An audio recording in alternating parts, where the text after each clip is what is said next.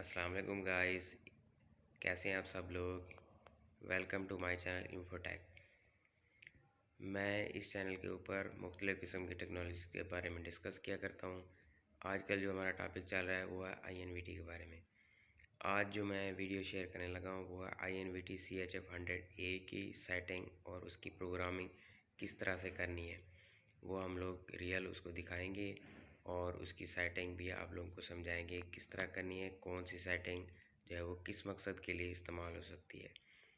आज जो है हम लोग P0 की सेटिंग करेंगे और उसके P2 पैरामीटर सेटिंग करेंगे और P5 पैरामीटर सेट की सेटिंग करेंगे। तो आइए गाइस चलते हैं अपनी वीडियो की तरफ। तो आइए गाइस आज देखते हैं CHF-100A इन्वर्टर जो कि INVT का है, उसकी सेटिंग किस तरह से खोलनी है और उसको किस तरह से प्रोग्राम करना है। तो इसका कीपैड जो है उसके ऊपर बटन होते हैं प्रोग्राम एस्केप का, डाटा एंट्री का, अप डाउन का, शिफ्ट का, क्विक या जॉब का, रन का, स्टॉप का और रीसेट का बटन होता है। तो हम जब प्रोग्राम का बटन दबाते हैं तो P0 से लेके आगे इसकी सेटिंग आ जाती हैं। अगर हम डाटा एंटर का बटन दबाएंगे तो इसकी सेटिंग P0 वाली खुल जाएंगी। जिस तरह हम इसको अप डाउन करके इसकी सेटिंग कर सकते हैं। अगर हमें रिवर्स जाना तो हम इसके का बटन दबाएंगे और अगली कोई सेटिंग खोलना चाह रहे हैं, कोई और पैरामीटर सेट खोलना चाह रहे हैं तो अप डाउन का बटन दबा के हम उसको खोल सकते हैं।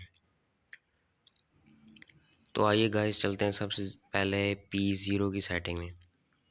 हम प्रोग्राम इंटर करेंगे और P0 की सेटिंग में चले जाएंगे। डाटा इंटर करते हुए अप डाउन करने के लिए अप डाउन कीज़ का इस्तेमाल करेंगे और चेंज करने के लिए दोबारा डाटा एंट्री का बटन दबाएंगे। तो हम 00 जो है वो है इसकी viewer selection, vector selection, task selection और P01 के अंदर हम चले जाएंगे जो कि है रन कमांड, टर्मिनल से करनी है, कीपैड से करनी है।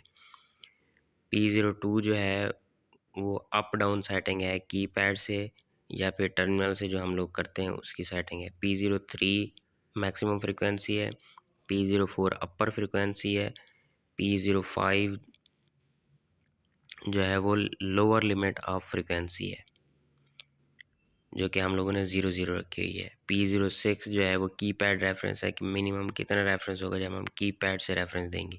P07 जो है वो फ्रीक्वेंसी कमांड सिलेक्शन है, आया वो हम AI1 से देना चाह रहे हैं उसको या AI2 से देना चाह रहे हैं। इसके बाद P08 9 को हम ज़्यादा नहीं छेड़ेंगे, जो इसकी डिफ़ॉल्ट सेटिंग होती है वही रहेंगी। P010 भी वैसे ही रहेगा। P011 जो है वो एक्सेलरेशन टाइम है, वो आप मर्ज़ी से है, आप जल्दी चलाना चाह रहे हैं जल्द कम कर लें, अगर लेट चलाना चाह रहे हैं तो इसको बढ़ा दें। इसके बाद P012 है वो डीएक्सेलरेशन टाइम है, यानी मोटर जब बंद हो तो उस टाइम उसको कितनी देर के बाद बंद हो। इसके बाद P013 जो है वो डायरेक्शन कंट्रोल है कि मोटर अगर रिवर्स चल गई है बाज़ औक़ात तो हम उसको फॉरवर्ड चला सकते हैं यहाँ से 0 और 1 सेटिंग करके। इसके बाद 14-15 जो डिफ़ॉल्ट सेटिंग होती है वही रखी जाती है। P17 पे जाएँगे। P17 जो है वो रिस्टोर फैक्ट्री सेटिंग है। अगर हम इन्वर्टर को रिस्टोर फैक्ट्री सेटिंग करना चाह रहे हैं तो हम इसको 1 कर देंगे तो हमारा इन्वर्टर अपनी डिफ़ॉल्ट सेटिंग के अंदर आ जाएगा। इसके बाद हम चलते हैं मोटर सेटिंग के अंदर जो कि P2 के अंदर उस मोटर की सेटिंग पाई जाती है। तो गाइस हम P2 के अंदर आ गए। P20 जो है वो मॉडल सिलेक्शन होती है। P2 की 1 जो होती है वो मोटर की रेटेड पावर होती है जो कि ये 2.2 किलोवाट का इन्वर्टर था तो ये 2.2 किलोवाट की मोटर लगी हुई है। और इसके बाद जो है इसकी इन दो जो है वो फ्रिक्वेंसी सेटिंग होती है 50 हर्ट्ज़। P2 की 3 जो है वो स्पीड सेटिंग होती है, 1400 आरपीएम की मोटर है या 2800 आरपीएम की है। P04 जो है वो वोल्टेज सेटिंग होती है, मैक्सिमम वोल्टेज आउटपुट कितने दे इन्वर्टर। P2 की 5 जो होती है वो मोटर की करंट की सेटिंग होती है जो कि हम यहाँ से जितने करंट हमारी मोटर ले रही है उसके मुताबिक यहाँ से सेट कर सकते हैं। ओवरलोड सेटिंग होती है एक किस्म की। तो गाइस P2 के बाद जो हमारे पास काम के पैरामीटर हैं वो हैं P5। तो हम डाटा प्रोग्राम में दोबारा जाएंगे, P5 के अंदर जाएंगे और डाटा एंट्री का बटन प्रेस करेंगे। P5 की सेटिंग में हम चले गए। P5 की 12 सेटिंग्स होती हैं ये स्क्रीन पे शो हो रही है invalid forward reverse 3 wire control forward जोग।